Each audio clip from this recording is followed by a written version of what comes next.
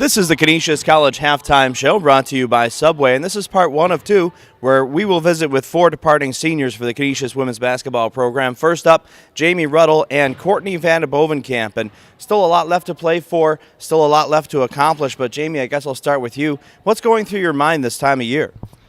A lot, I guess. Bittersweet, it's going to be sad for it to come to an end, but at the same time, going to get to be a regular student, I guess. I'm excited for the MAC tournament. I think we can do some damage. Courtney, how about you? When you look back at your time here at Canisius, you've overcome so much on the injury front to get where you're at now, playing your best basketball down the stretch. It's the same as Jamie. It's a really bittersweet time. I think seniors, everywhere, are feeling it.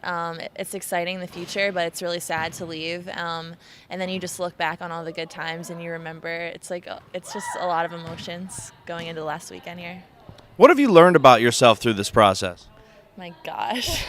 I told you, deep, probing, intellectual questions. I don't know. It's when you come to college, it's so transformative. You learn about yourself. So I've learned who I am, I guess, is so broad in general, but just to be independent from my family, lost all my comfort zones and really expanded and blossomed into a new person. And it's been great. It's been an amazing experience. You could never put a price tag on it. Yeah.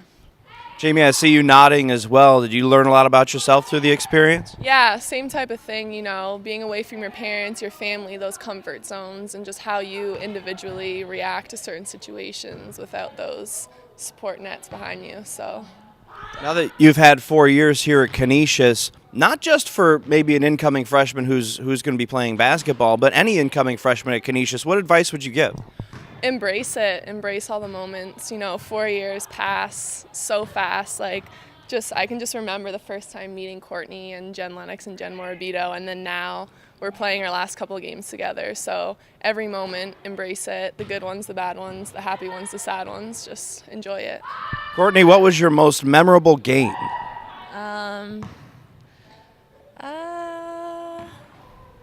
Okay, most memorable, on a personal note, my freshman year, the very first time we played, I'll never forget it. Being in here, the smells, the popcorn, it was just game day. We were so pumped and excited. So that was memorable. And then, I guess it will be this weekend, this last time that I'm on this floor. So, your first and your last is always super memorable. So, for, just to be here and finish it out in front of, our friends and family, I'm sure that's going to be really emotional and memorable. Jamie, do you have a game that stands out as your most memorable? Obviously, half-court shot, ESPN. That was my most memorable. That was a lot of fun. And then same as Courtney, just the first game and the last couple games, definitely going to be the most memorable for me. What's coming up next for you? After basketball? After college. Oh, man. Well, I'm still going to be here. I started my master's program, so it's going to be in Buffalo. You're staying here? Do you realize how cold it is outside? I just came up from Cincinnati. I don't know how you guys do it. And you're going to be teaching? Well, I have a question for you. Oh, okay. This is the last time you're going to be calling these games, Canisius women's basketball games. What's going through your mind? How are you feeling? What is your most memorable game? Tell us. Oh, my most memorable game is the Tiana Mills buzzer beater. I couldn't pick another one. There have been a lot of memorable games and a lot of great players. Amanda Cavo, Brittany Russell, Jamie Ruddle, Courtney Van de Bovenkamp, Michaela Drysdale through the years. But, to get on ESPN and to be on so many times because we were just so awesome.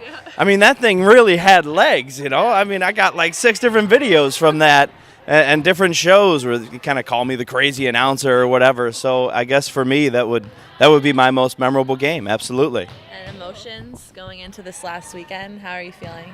It's like you guys. It's bittersweet. I've been sort of, on the 7-hour drive up from Cincinnati, fighting back some of the emotions of thinking, oh, this is the last time that I'm going to be calling games at the Kessler Center. And then when we go to the tournament, this is going to be maybe the last. Every game could be the last one. You just never know. So you have to be ready for that emotionally. And I think this is the first time that I've ever had I've ever been able to identify with the players that might be departing. When you take the floor, you just want to give it everything you have, and if it's over at the end, it's over, but just know that you did your best, and so that's what I'm trying to focus on. Yeah.